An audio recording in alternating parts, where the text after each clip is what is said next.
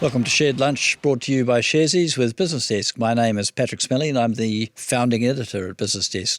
Today we look at business trends, challenges that businesses face in 2024 and what business leaders ought to be paying attention to. And to help discuss that, I'm joined by entrepreneur and former finance minister and minister of many other things in the key administration, Steven Joyce, who is now on the board of both the Icehouse and Icehouse Ventures. Thanks for being here today. Cheers, Patrick. But before we get started, here's some important information. Investing involves risk. You might lose the money you start with. We recommend talking to a licensed financial advisor. We also recommend reading product disclosure documents before deciding to invest. Everything you're about to see and hear is current at the time of recording. So, what are you up to these days? All sorts of things, actually. It's one of my worries when leaving politics was that I would never have the breadth of that I had in politics, because you do, particularly if you're in sort of senior position in cabinet, you get to see a lot of stuff. But actually, that it's panned out really well. I have a sort of portfolio of interests. I have a few board positions. You mentioned the Icehouse and Icehouse Ventures. I'm on the board of Winton Land, which is a property developer. I'm on an advisor to a couple of boards, including RCP, which is the project management crowd. I have advisory clients in the tech space and in financial services and education. So yeah, it's a many and varied beast, and I'm now thinking that I've forgotten some. And that's not good. So how many hours a week are you doing these days? I'm doing quite a few, actually, probably more than I intended. Yeah. And this year, it's been busy, and the garden has suffered a bit as a result. Although weirdly, I've lifted the productivity of the country, at least in terms of my gardening, because I'm producing more stuff with less time. Yes. Well, I admire it on Facebook at regular intervals. Tell us about the Icehouse Ventures gig. How are the two different, and why are you on both boards? Well, they started off as the Icehouse, and it's run by a foundation, and over time, it's morphed into two entities. The Icehouse, which looks after the mentoring, helping owner-managers of companies, so a lot of family-owned companies, sort of people that have got a small business and it's grown into a bigger business and they need help with that. And I see a bit of my own background in that, in some of those companies. And then on the other side, there's Icehouse Ventures, which started out as a subsidiary of the Icehouse, still is officially at the moment, although it's about to change. They'll be reporting directly to the foundation. And Icehouse Ventures, of course, a VC company, which is growing in its influence, has a large number of startup companies that it helps fund, and fascinating. Is it a direct investor in those? How does the investment it does it through its work? funds mostly, and it has a range of funds that's now getting into the growth capital stage as well. It's an interesting model, because a lot of venture capital funds are the money that has been made somewhere else, and there's 3 or 4 people that have got together and decided to put some of their money back into venture capital. Yeah. This is a bit more sort of, I suppose, democratic in a sense, that we've brought the organisation has brought in a whole lot of other investors. The original Icehouse Angels and so on are in there. So it's a more of a sort of managed fund VC business. It's fascinating, but so is the Icehouse, which is it's been helping and training owner managers now for a long time. And the original mission of the Icehouse was to lift the productivity of those sort of huge numbers of small businesses in this country. And they've done a lot of good work, and there's a lot to do. Yeah, I mean, I was there at its birth, in inverted commas, working on the Knowledge Wave conference. Oh yeah, okay. 2001 and 03. Bit of a random question, but one of the things that struck me in working on those conferences, that all the people we brought from overseas said it's going to take you 20 years to start to get a venture capital ecosystem really humming in New Zealand if you do it right. Are we anywhere close? I think we are, yeah. I would say we've got a pretty good VC business, set of businesses and an ecosystem in this country. It could always be bigger, but there's a range of VC firms, there's a range of funds, there's specialists in fintech, there's specialists in deep tech and so on. Look, and compared to when I started in business, when there was no such thing as VC, no such thing as ESOP, and all those wonderful things now, which keep founders, with a decent share of the companies while also getting the money in. It's a great model. Yeah. Where do you see, and particularly looking at the Icehouse Ventures side, particular opportunity for New Zealand, and what's your view as to how many of those companies are likely ever to take an interest in listing publicly these days? I think I don't know the answer to the second part of the question, but I'd say whatever the answer is, it's too few, because I was in a publicly listed company at one stage. I think they're a great model, and I think democratizes access to good companies. But there's way too many companies now that just can't be bothered with it. And of course, you've got all the other models. You've got private capital, private equity. You've got trade sales and so on. And it's just not as attractive as it should be. And part of that is the regulatory burden we place on public companies compared to private capital. I think if we really want to revitalise our publicly listed companies and the number of them, then actually we have to think very carefully about how many restrictions and what requirements we're placing on them, and that includes not just the regulators, but the big institutional shareholders who have views here and in Australia about what companies should be doing, which may or may not have anything to do with their actual purpose. I worry about that because you can slowly strangle the public markets, and I think that's been a bit what's happening. Yeah, it does feel that way. What about the opportunities? Are they random? Oh no, I think look, Sir Paul Callaghan once said, and I never actually got to talk to Sir Paul before he died about this stuff, unfortunately, because my timing arriving in politics was he was already ill, and but we were able to name Callaghan Innovation after him, and I was attracted to his idea of narrow, deep niches, and the skill of Kiwi entrepreneurs to go deep into areas which, frankly, other big and multinationals may or may not be bothered with. Now, there's other ways you can bring those niches to market. You can hook up with distribution channels and so on, but it's we are small, we're isolated. That gives us the ability probably more to think outside the box, but also we can't be Siemens, we can't be the big, conglomerates, but we can get to know a niche at a level that nobody else has thought of that much, and we can make a lot of money out of it because of where we come from, and anything's bigger than our own domestic market. What do you maybe a good opportunity to start talking about a change of government and the business environment that we currently face and how that might look over the next couple of years? What's your sense as to this government's willingness to think about some of those issues? The other compliance burden I see is the burden on company directors and the risks they take now I think that's right. It's a significant. I think surprise. The last 6 years were a bit of a surprise to me. I mean, Labor governments generally have a view that business is big enough and ugly enough to look after itself and will cope with whatever is thrown at it. That's sort of their general predisposition.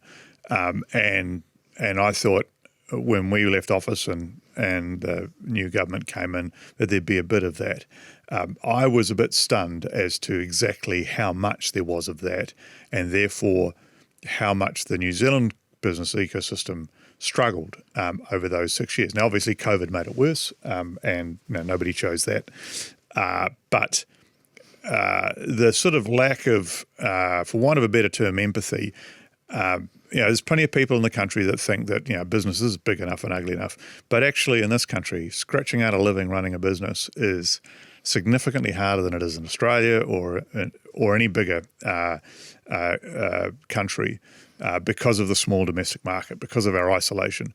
And that's not to sort of, I'm sure businesses don't want, people to feel sorry for them, but they just want room to move. Yep. And they want an understanding that actually it's quite tricky and the risks are are significant and the potential for failure is high, and therefore that the regulatory burden needs to be proportionate for the size of the country we're in and the size of the opportunity. And I don't think the other government got that. This government is talking a very positive game in that space, but as always, the proof that will be in the pudding. And there's some things have been done already, and some things are underway. And I think generally there's a sort of relief. A relief rally, not so much in asset values, but in confidence, and just to see how it plays out now. Can they bring it to bear? Yeah. Do they talk to you? I mean, we've got roads of national significance back. Yeah, I see that. Yeah. Crown Infrastructure Partners is being turned into the new infrastructure delivery agency. Okay. These are legacies of yours. We see social investment policy coming back, which was a Bill English thing. And Bill is very involved in that. It's not unusual for senior cabinet ministers in previous administrations to get quite involved. Is it happening for you? Well, it might do. I'm more phone a friend at this point. People ring up for the odd bit of advice and was doing so before the election, and I'm happy to do that. If there's a particular role that somebody wants me to do, then I'm happy to have a look at it. I'm actually, as I think I said to you, it's relatively busy at the moment, so it's not something I could go and do wholesale. But if there's something that I can help, I remain passionate about the country and seeing it succeed. And so if I can contribute in some way, that's good. So looking into the next year, 18 months, how would you assess the current state of the economy, sentiment and potential? I think I describe it as a year of changing gear. We've had a lot of the action such as there's been, we're flat, no growth for the last year, but that has been actually held up by an expanding government sector. The government sector has moved from 36 to 41% of the economy in just 6 years. That's actually, when you think about it, regardless of what you think of the whether it's a good idea or not, it's still a lot. Yes, it's squeezed households and the private sector back a long way. And of course, as it's turned out, it's probably unaffordable because you can't, sure, we haven't got huge debt by world standards, but I've always been very cognizant of the fact that we can't afford to have large debts anyway because we carry a lot of natural disaster risk. We carry, we're small, we're isolated. Nobody's going to turn up and bail us out if we get ourselves into trouble, except perhaps the IMF, and you don't want to go back there again. And so we have to probably be more cautious in a financial debt sense. And of course, we've got a lot of private sector debt as well. So the Crown has to pull back. It was the one that struck me was that the debt was the fastest growing in the OECD. So a couple more years of that, and it would be pretty challenging. So the Crown's got to pull back, and the private sector needs to step up, and household sectors needs to step up as well. And that's what I mean about a gear change. What does that stepping up look like? Well, it means being more positive, making more investment decisions, hiring more people, all those things. And on the household front? Again, feeling confidence, prepared to spend. But just also just having cash to spend because the interest rates at the moment are really whacking a lot of households and a lot of small businesses. So it's that whole confidence to invest and try things and open a business and grow a business and all that sort of stuff has to happen. And yet you can't order it to happen. It comes out of confidence. That's why I think it's a year of changing gears. The Crown has to pull back. It has to do enough things to create enough room for the private sector to step forward and feel confident about stepping forward. And that's across a range of fronts. Yes, it's skills, but it's also resource management. We've had some announcements around that. But it's things such as bringing in international capital as well, international investment. We've turned our noses up at international capital the last little while, and we need to be a lot more welcoming of it. Mm. You've been the finance minister. You know what it's like to sit there with everybody coming up with a bid. Many of them which will never see the light of day, possibly even get off your desk straight into the bin. How do you think, though, about the real problem that Nicola Willis has in writing this budget, which is that, as you say, there's been a lot of deadweight new spending. Yeah, and a lot of it's just it's become a caricature, but it's, as well as all the big stuff that everybody knows about, the light rail and all that, the Onslow and so on. There's just the size of it. I was looking at one of the agencies the other day, not MB, which is famously double or more in size, but one of the smaller agencies, and it's doubled in size. And for what reason? It hasn't got any more role. It hasn't got any more responsibility. It's yes, this particular agency's probably had to deal with a couple of reform programs that the government has, the previous government threw at it, but to be double the size. And this is across the public sector. So you asked about Nicola's situation. Yeah, it's challenging. I've thought about it a couple of times. I thought, it's because she probably got a little less time than Bill to do it, because actually Michael Cullen hadn't built up the public sector as aggressively and as quickly as Grant Robertson had, and there was a similar sort of challenge in some ways, but I think the public sector size is more clearly the problem this time around. So if you accept the logic that says if the public sector gets out of the way, the private sector gets more capacity to grow and probably be more dynamic just by its very nature. But when you're writing a budget in which you're asking departments to come up with such large cuts across the board, just from a business person's perspective, how should they think about the impact of that on business cycle confidence? At 41% of the economy, the government is, like it or not, a very big part of the economy. So if you take a big chunk out of it, how do you avoid an austerity type reaction? Yeah. And is there a danger of that in your view? There's potentially a danger of that, although I don't see another path through it because, as I say, the debt's just growing rapidly. So you've got to put a lid on that. I think the answer is actually ultimately in stopping programs, on this cost saving side, in stopping actual programs rather than just sinking lids. Just shaving a few people here. That's probably, there's a limit to that, and there's also a limit to the inviting the agencies to do it for you, because they tend to bring back what I would call Washington monuments, famous around no doubt around Washington and also Wellington, where they used to always bring back, the police always used to bring in, well, Minister, we could always get rid of the Lady Elizabeth II. And that was infamously the police's solution to, when told they had to cut their budgets, was to bring in the Lady Elizabeth II and put it on a chopping block. And of course, ministers in Wellington couldn't bear to see the Lady Elizabeth II sort of knocked over. So that was that. There's plenty of other examples. So I think they have to sort of say, well, this program's finished. This program's finished, and and those things have to be stopped. We've seen that there's some of that. But you're right. I mean, at the same time, they have to create that confidence. So there's a lot of people watching those RMA reforms to say, okay, well, what's the fast track? Because plenty of private sector people want to invest in things. There's probably two things stopping them at this point. One is just the time it takes to get permission. Yep. And the other one is the hurdle rate in terms of interest rates. Now, interest rates are a little bit out of the government's control, although reducing spending will help Adrian Orr pick his moment to start dropping them. Yes. The other one they can do, and what is heartening, I think, is that the three coalition partners seem aligned on the determination to do that currently. So that's good. If you had one of them, so we often had, all the votes bar one we needed. I mean, Peter Dunn liked the RMA as it was, and he wasn't really interested in it being reformed. And we got some things done, but not enough.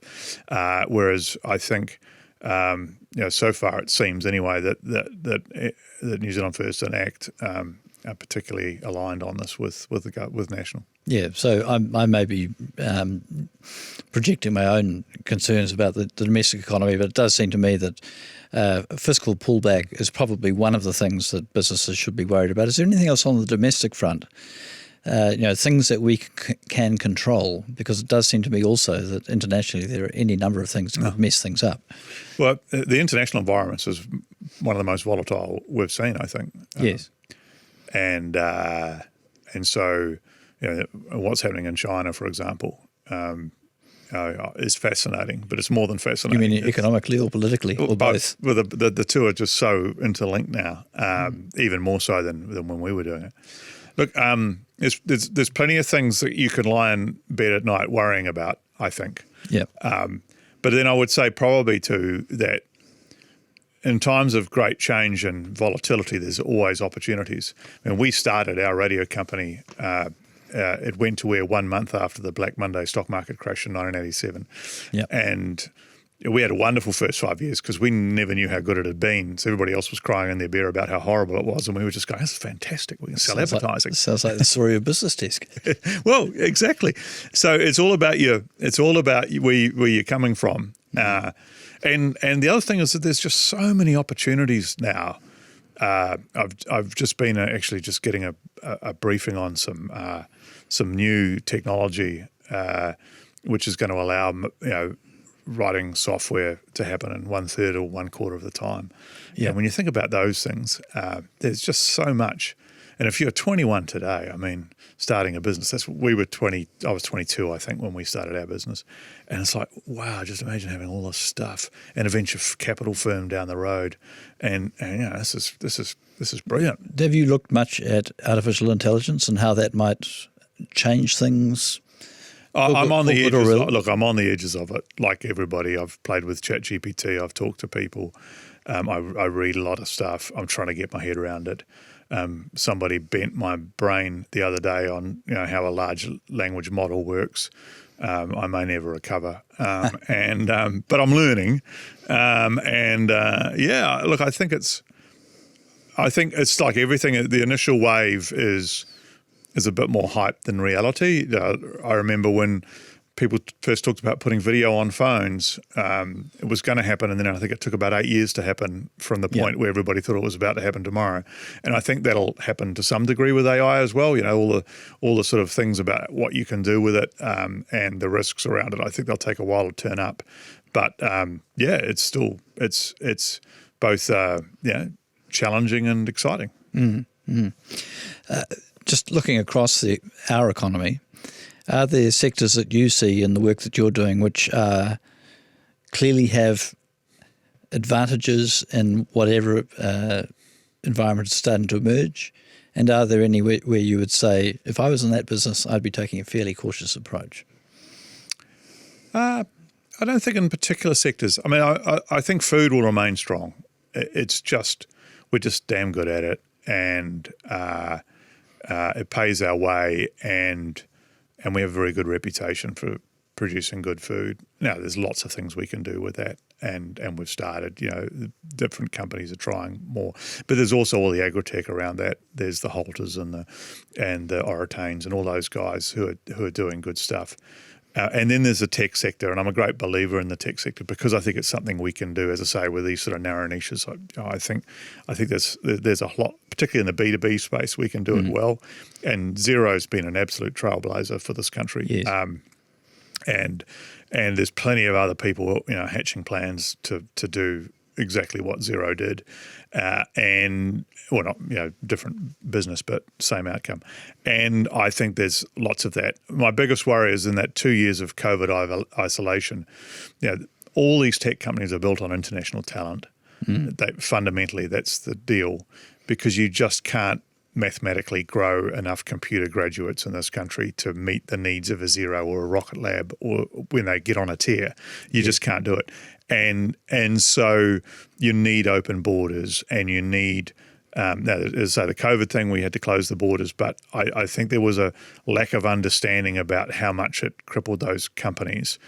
You mean not to be able to bring people not to be able to bring people in, And if it's easier, the thing about, capital's mobile and talent is mobile, and if it's hard to do it here, then they'll just do it, set up shop in Singapore or wherever. It's just the way it'll work. And they'll come to New Zealand for holidays.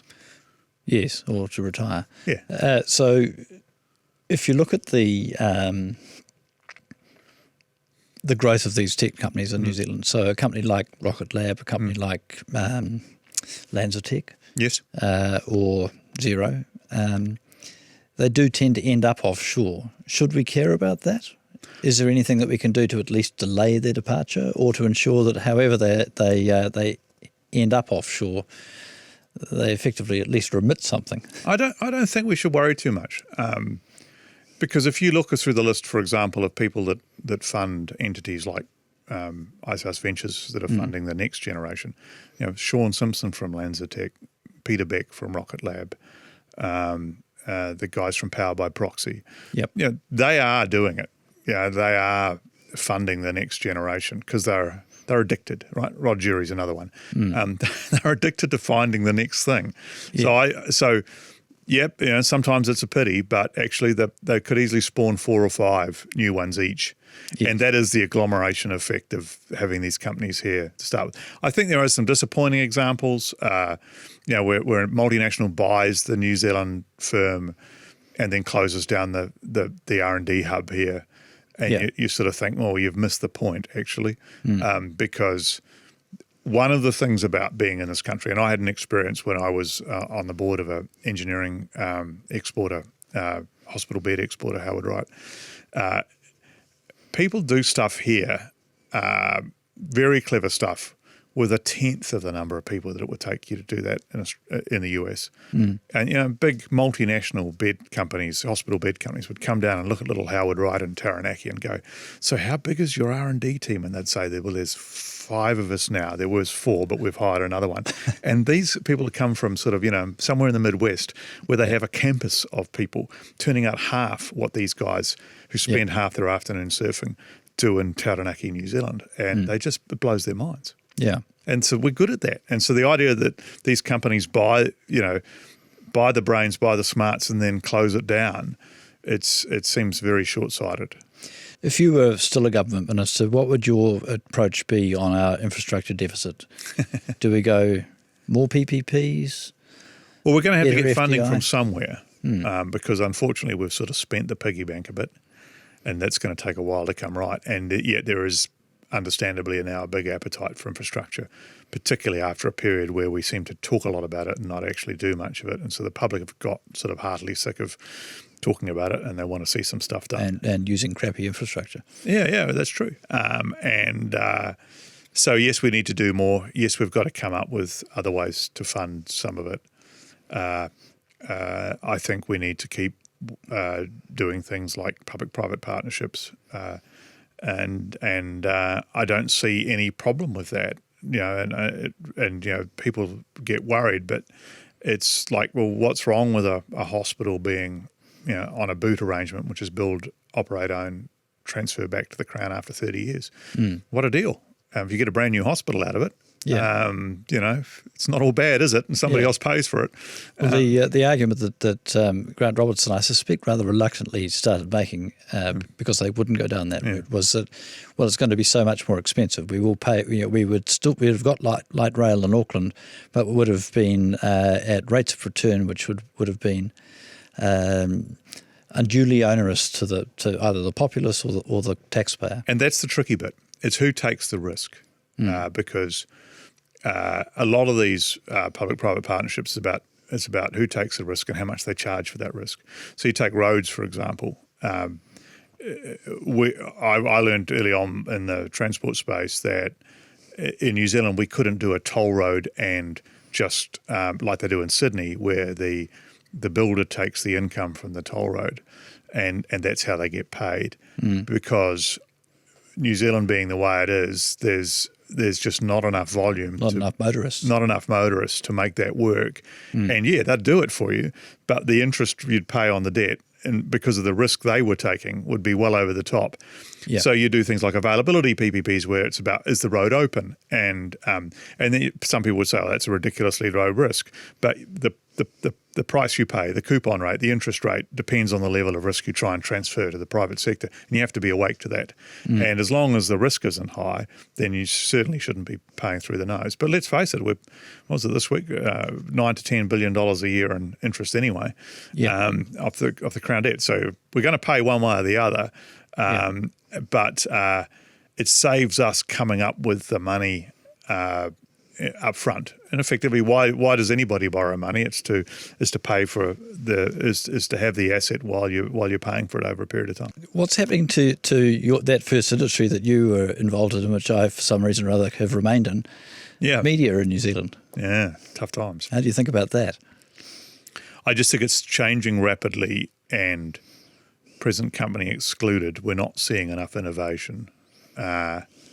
Because I did a speech the other day, and just in a moment, somebody asked a question about the media, and I thought, I'll ask this question because I don't watch the news anymore. I don't think I've watched TV news for years. If I do watch it, it's because my dad watches it, and I've wondered how many other people were like that. So here was a room of 300 people. I said, put up your hands if you watch the 6 p.m. news at night. Answer, nobody. And I couldn't believe it. Nobody? Said, nobody. Really? And this was a room of probably 40 to 65-year-olds. Right. So the news-watching demographic. Yeah, well, that were in the day. Yeah. In the day they were. It was all 35 plus back when I was in the media that was watching the TV news. So if they're not doing it anymore, if it's down to the 80 pluses, then the market is just not there for it anymore. And really what the advertisers have obviously twigged to this far ahead of the industry, and they're just not buying the product. So you have to meet them where they are, and you have to go where they are, and you have to serve people with the news the way they want to be served. And when you think about it, I think the strength of the Facebooks and all the social media outfits is they know where the people are. We can debate their algorithms and everything else, but they know where the people are, and they're serving the stuff, and they're actually probably, in a weird way, helping the media outlets by basically intermediating between the outlets who've got the sort of stodgy websites and those bits of paper that they used to deliver around with the paper boy, and they are basically saying, well, look, we'll serve it up on Facebook for you. Now, media wants to be paid for that. That's another whole story, but nevertheless, we have to think of ways to deliver news. We also have to think, I think, I worried at the time that when Facebook and TikTok, well, before TikTok, Facebook and Twitter and all that took off, that a lot of people in the media reacted by trying to be as sensationalist as those outfits. And